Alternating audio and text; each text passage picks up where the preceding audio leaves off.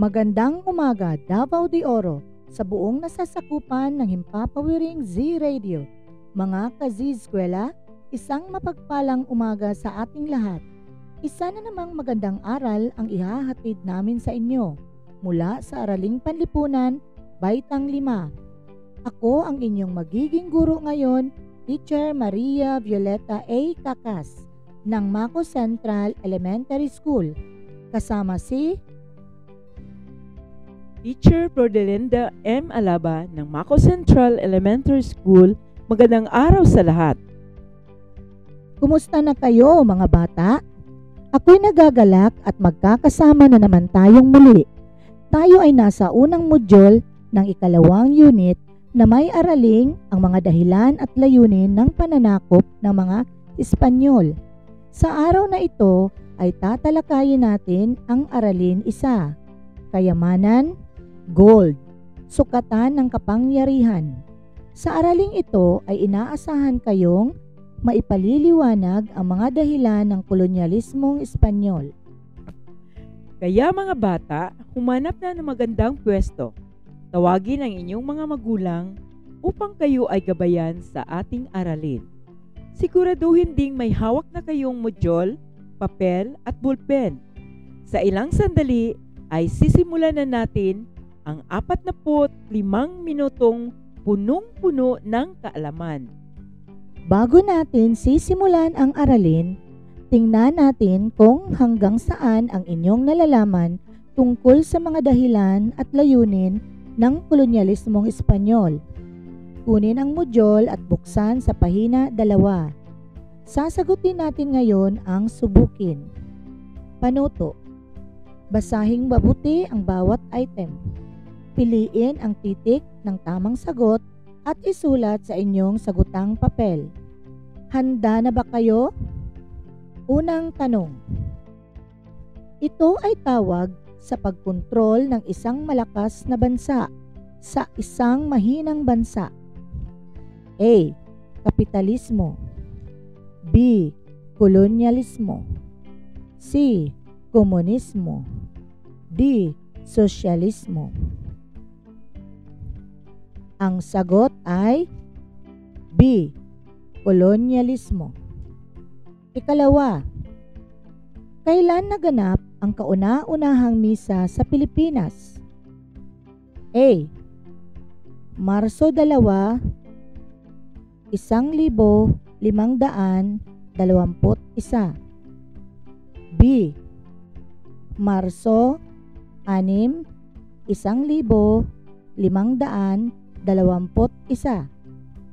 C.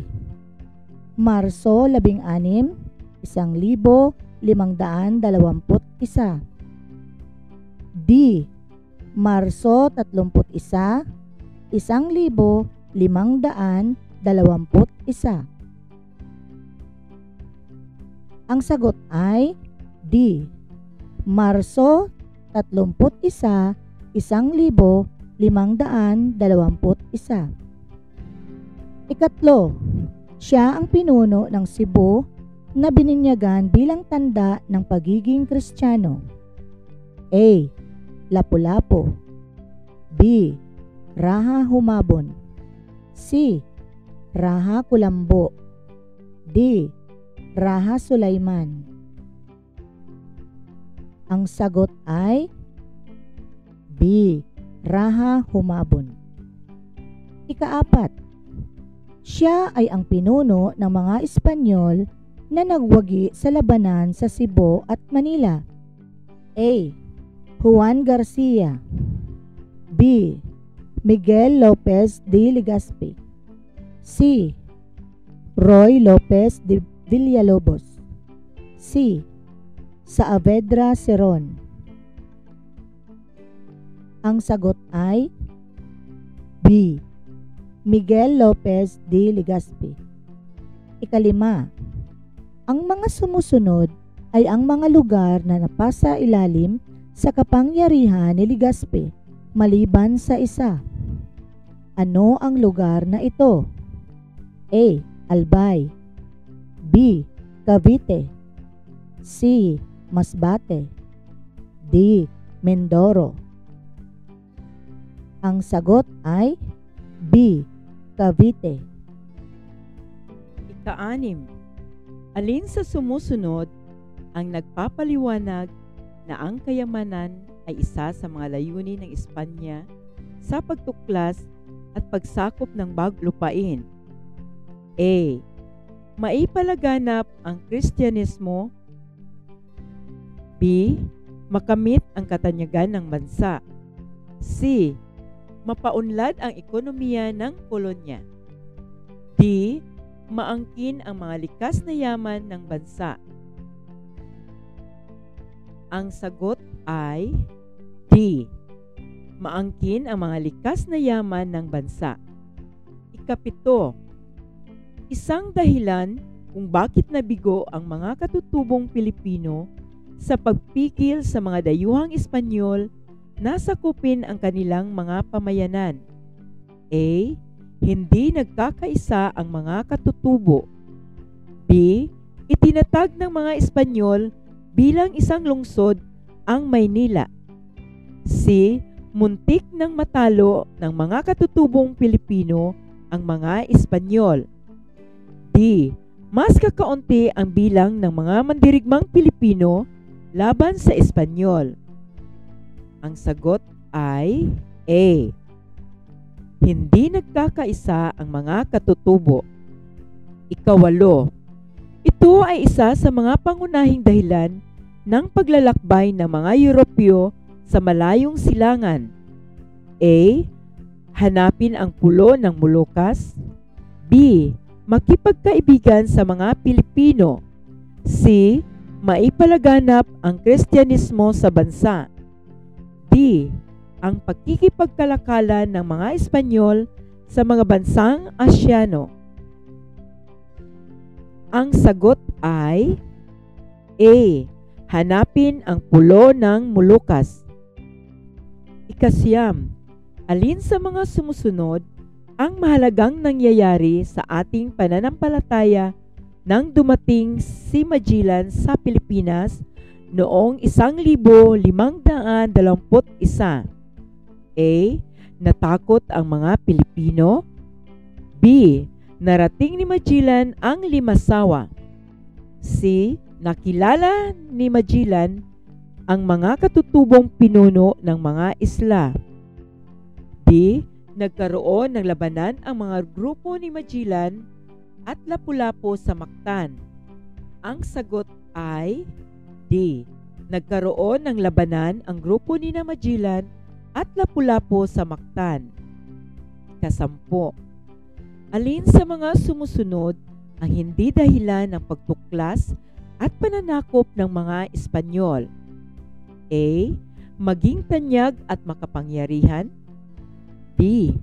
Maipalaganap ang relihiyong Kristyanismo. C. Upang palakasin ang mga mahihinang bansa. D. Makuha ang kayamanan ng mga masasakop na lupain. Ang sagot ay C. Upang palakasin ang mga mahihinang bansa. Bilangin ninyo mga bata ang nakuha ninyong puntos. Tandaan, maging tapat sa pagwawasto ng inyong gawain. Sa mga nakakuha ng 8 hanggang 10, magaling! Huwag mag-alala mga bata. Kung kunti lang ang nakuha ninyo, tutulungan namin kayo tungkol sa ating aralin. Bago tayo magpapatuloy, ay balikan muna natin ang huli nating napag-aralan. Buksan ang module sa pahina 4. Sagutin natin ng mabilisan ang balikan. Panuto. Kumuha ng isang pirasong papel at sagutin ang mga tanong. Isulat ang titik ng tamang sagot. Una, ang mga sinaunang Pilipino ay sagana sa iba't ibang A. Espiritu. B. Kaugalian. C. Sulat. D. Wika. Ang sagot ay B. Kaugalian. Pangalawa, bago pa man dumating ang mga Espanyol sa Pilipinas, ay taglay na ng mga sinaunang Pilipino ang na may pagmamalaki natin ngayon? A. Awit at sayaw. B. Katapangan. C. Kultura. D. Paraan ng pagsulat. Ang sagot ay C. Kultura. Pangatlo, ilan sa paniniwala ng mga Pilipino ngayon ay ang pag-alala at pagbibigay halaga sa mga yumaong pamilya. Ito ay isa sa mga patlang ng ating mga ninuno o sinaunang kabihasnan sa ating lipunan. A. Alaala. B. Katuwaan. C. Kontribusyon. D. Simbolo. Ang sagot ay C. Kontribusyon. Pang-apat, alin sa mga sumusunod ang maituturing na pinakamahalagang kontribusyon ng ating mga ninuno sa ating lipunan ngayon? A. Uri ng pananamit. B. Sistema ng pagsulat. C. Paraan ng pakikipagdigma. D. Malalim na pagtitiwala sa manlilikha. Ang sagot ay D. Malalim na pagtitiwala sa manlilikha. Pang-5, bago pa dumating sa bansa ang mga mananakop, ang mga sinaunang Pilipino ay may sariling kultura, paniniwala, wika at pagsulat. A. Tama. B. Mali. C. Hindi ako sigurado. D. Hindi ako naniniwala. Ang sagot ay A. Tama. Nakuha niyo ba lahat ang tamang sagot? Kung ganon, naintindihan na ninyong mabuti ang nakaraan nating aralin. Mga bata, sa pagpapatuloy ng ating aralin, buksan ang modyul sa pahina 5. Sa bandang ibaba ay makikita ninyo ang tuklasin. Nakita nyo na ba? Panuto. Tukuyin kung ano ang pangalan ng larawan ng mga sumusunod. Sabay nating sasagutin ito. Una, ano ang nasa larawan? Sagot. Ginto. Pangalawa. Sagot. Pampalasa o spices. Pangatlo. Ang sagot, paminta. Pang-apat. Ang sagot, bawang. Pang-5. Ang sagot, produkto. Nasagot niyo ba ang lahat? Kung ganon, magaling. Mga bata, dyan lamang kayo at tayo magpapatuloy matapos ang ilang sandali. The Radyo Z Eskwela program of the Division of Davao de Oro is being brought to you by Nueda Builders Construction and Supply Incorporated, Maverick Builders Incorporated, Mitch Construction and Supply, Archicons Architectural Construction and Supply, DB Construction and Supply, Hanaway Builders Corporation, Phoenix Corvada Tagum Gasoline Station, Master Construction and Supplies, Mackenzie Builders, GP&H Construction Incorporated, Metro Gear Construction Corporation, NEN Builders and Development Services Corporation, Max Mays Enterprises Incorporated, We Inc. Construction Company, Rangay Construction and Supply, East Sussex Enterprise, WM Construction, Councilor Boogie and Miss Marjorie Vertodazo, Icon Builders and Supply, and Apex Mining Company Incorporated. Para lubusan nating maintindihan ang ating aralin, tutulungan ko kayo sa pagbibigay ng kaalaman. Kaya buklatin ang modyul sa pahina 6, ang suriin, at sabay nating alamin ang aralin. Ninais ng mga bansa sa Europa na madagdagan ang kanilang kayamanan at kabuhayan dahil ito ang isang batayan ng pagiging mayaman o makapangyarihang bansa noon. Ang paniniwalang ito ang tinatawag ng merkantilismo. Lumaganap ang konseptong merkantilismo sa paniniwalang ang mga bansa ay mas lalakas at mas magiging makapangyarihan kung magkakaroon ito ng maraming nalikom na kayamanan sa anyo ng mamahaling metal tulad ng ginto at pilak. Nais ng mga Espanyol na palawakin ang kanilang nasasakupan sa pamamagitan ng paggagalugad ng mga bansa. Dahil sa estratehikong lokasyon ng Pilipinas na malapit sa islang tinatawag na Spice Islands o Moluccas na hinahanap ng mga Europeo para kumuha ng mga rekado o pampalasa. Ito ay nagbigay daan sa pagkadiskubre at pagdating ng mga Espanyol sa bansa. Ang mga rekado o mga sangkap na nagpapasarap sa pagluluto tulad ng paminta, luya, sili, bawang, oregano, cinnamon, at nutmeg ay mahalaga sa mga taga-Europa. Sa paglipas ng panahon, lumaki ang pangangailangan ng taga-Europa sa mga pampalasa ng pagkain, mga sangkap sa pag-iimbak ng pagkain at sangkap sa panggagamot.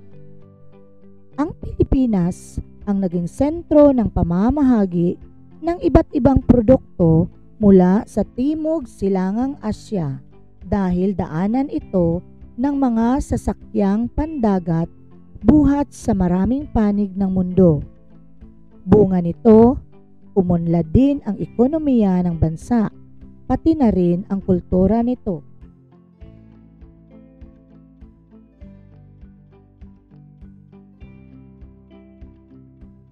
Naintindihan ba ninyo ang aming pagpapaliwanag, mga bata? Kung ganon, susubukan ko ang inyong kaalaman. Buksan ang module sa pahina 7, kung saan makikita ninyo ang pagyamanin. Kunin ang papel at bulpen. Handa na ba kayo? Panuto. Kumplituhin ang graphic organizer. Ano-ano ang kayamanan o pangkabuhayan na nais makuha ng mga Espanyol sa Pilipinas? Isulat ang titik ng tamang sagot sa iyong saguting papel. Bibigyan ko kayo ng 10 segundo. Magsisimula ito ngayon.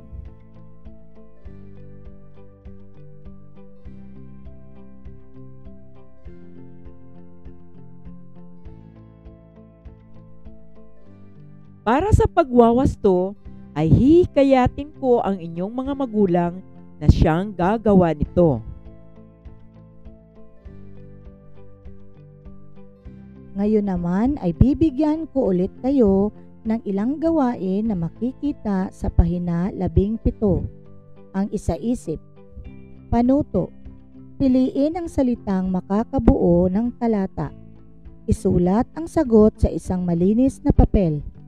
Bibigyan ko kayo ng 15 segundo.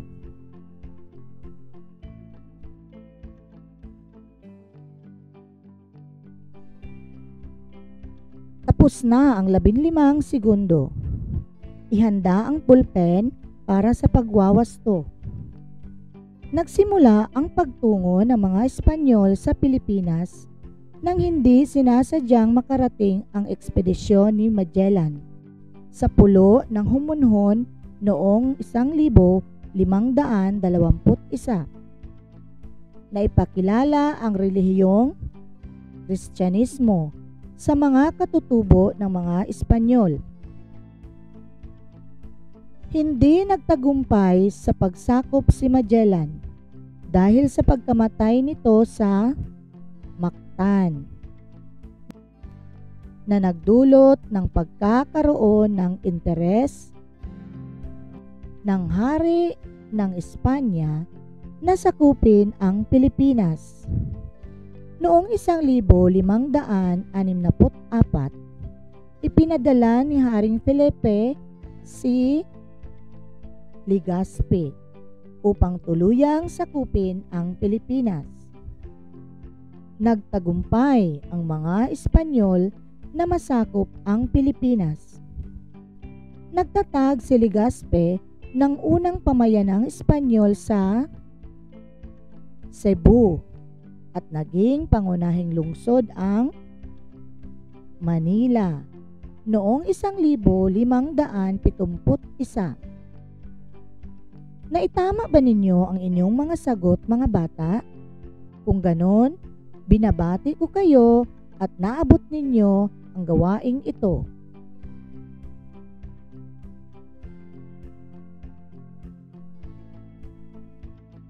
Mga bata, may ilang katanungan lang tayong sasagutin. Sa ibaba ng pagyamanin sa pahina 17, makikita ninyo ang isagawa.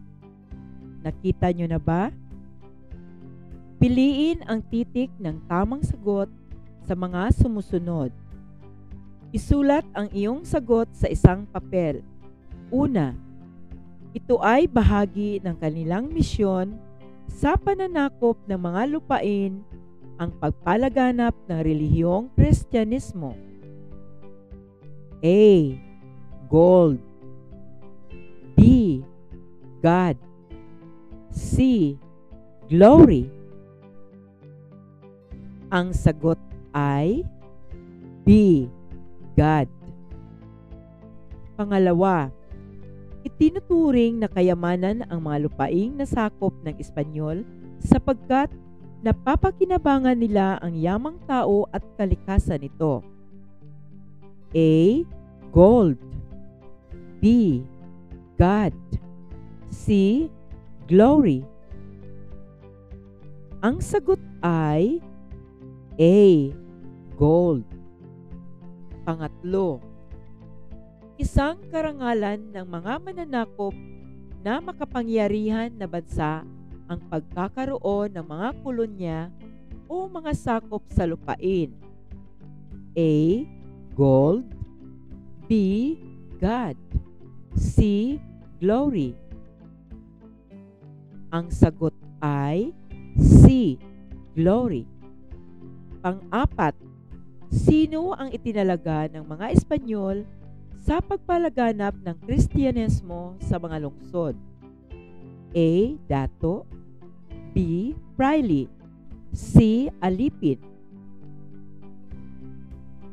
Ang sagot ay B. Fraile. Panglima, saan naganap ang kauna-unahang misa sa Pilipinas? A. Cebu. B. Bohol. C. Limasawa. Ang sagot ay C. Limasawa. Nakuha niyo na ba ang mga sagot, mga bata? Magaling, di ba? Napakadali ng ating aralin. Babalikan ko kayo, mga bata, matapos ang ilang sandali. The Radyo Z Eskwela program of the Division of Davao de Oro is being brought to you by Nueda Builders Construction and Supply Incorporated, Maverick Builders Incorporated, Mitch Construction and Supply, Archicons Architectural Construction and Supply, DB Construction and Supply, Hanaway Builders Corporation, Phoenix Corvada Tagum Gasoline Station, Master Construction and Supplies, Mackenzie Builders, GP&H Construction Incorporated, Metro Gear Construction Corporation, NEN Builders and Development Services Corporation, Max Mays Enterprises Incorporated, We Inc. Construction Company, Rangay Construction and Supply, East Sussex Enterprise, WM Construction, Councilor Boogie and Miss Marjorie Vertodazo, Icon Builders and Supply, and Apex Mining Company Incorporated. Kunin ang papel at ballpen. Buksan ang modyol sa pahina 18. Ang tayahin. Nakahanda na ba ang lahat? Panuto. Basahing mabuti ang mga sumusunod na pangungusap. Suriin kung ito ay pampulitikang hangarin o karangalan, nagpapalaganap ng Kristyanismo at pangkabuhayang o kayamanang layunin.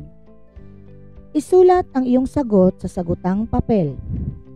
Una, hangarin ng Espanyol na makamit ang karangalan at makapangyarihan sa buong mundo. Pangalawa, hangarin ng Espanyol na ipalaganap ang Kristyanismo sa Pilipinas. Pangatlo, ang Espanyol ay naglikom ng kayamanan sa Pilipinas kagaya ng ginto at pilak. Pang-apat, ang kasunduan ng Espanyol at Simbahang Katoliko na ipalaganap, panatilihin at ipagtanggol ang relihiyong Romano sa Pilipinas. Panlima, nagpapalaganap ng merkantilismo sa pagpapaunlad ng kabuhayan ng mga Espanyol. Pang-anim, nagtatayo ng mga pamayanan sa Pilipinas si Miguel Lopez de Legazpi. Pampito, ginanap ang kauna-unahang misa sa Limasawa noong Marso 31, 1521. Pang-walo, sinalakay ng mga Espanyol ang Mactan noong Abril 27, 1521. Pang-siyam, ang pagbibinyag ng mga katutubo sa Cebu ay pinangungunahan ni Raha Humabon. Pang-sampu, naisakupin ng Espanyol ang Pilipinas dahil sa likas na yaman nito.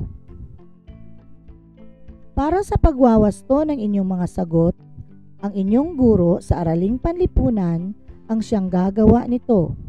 At para naman sa inyong takdang aralin ay ipagpapatuloy ang pagsagot sa karagdagang gawain na makikita sa pahina 19. At dito nagtatapos ang ating aralin. Sana'y nakapagdulot na naman kami ng inyong kaalaman sa araw na ito. Sa tulong ng Himpapawiring Z Eskwela 88.5 Davao de Oro, ako si Teacher Violi. Ako naman si Teacher Flor na mag-iwan ng katagang, bansa natin ay bantayan, huwag papaapi sa dayuhan.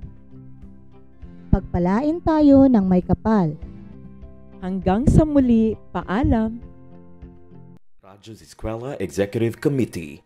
The Schools Division Superintendent, Eufemia T. Gamutin, Seso 5. Assistant Schools Division Superintendent, Dr. Romel R. Handayan. OIC Curriculum Implementation Division Chief, Karina S. Frasco. School Governance and Operations Division Chief, Dr. Ruben J. Riponte. Members, Cecilia Morales, Dr. Hilda A. Opeña, Dr. Arlene B. Lim, Dr. Eldecris B. Calzadora, Dr. Dexter A. Siquinia, Nohara O. Pinute, Noemi P. Canales, Dr. Grace D. Pontillas, Virgilito C. Pabrices, Juanito Lapiceros, Engineer Norberto S. Manlangi, Jomar M. Dumupoy, Bob Daylan S. Milabat, Medard T. Ampit, and Paz Eugenia Villusino. Technical Working Committee, Productions and Communications, Lorely E. Quijano, Given G. Hinampas, Judyland D. Yu, Donna D. T. Bolifer, Mary Rose N. Resma, Riwen Manuel, Irene Lea C. Manguhon, and Bessie Aya N. Banias. Social Media and Packaging Team, Christian Anhara L. Martesio, William R. Ranara, Joan T. Iscoton, Roberto S. Acosar Jr., May B. Istanyol, Richard H. Arellano, Glee L. S. Blanco, Ralph A. Tabanyag, Angelo Gutierrez Jr., and Jade Karen Arais.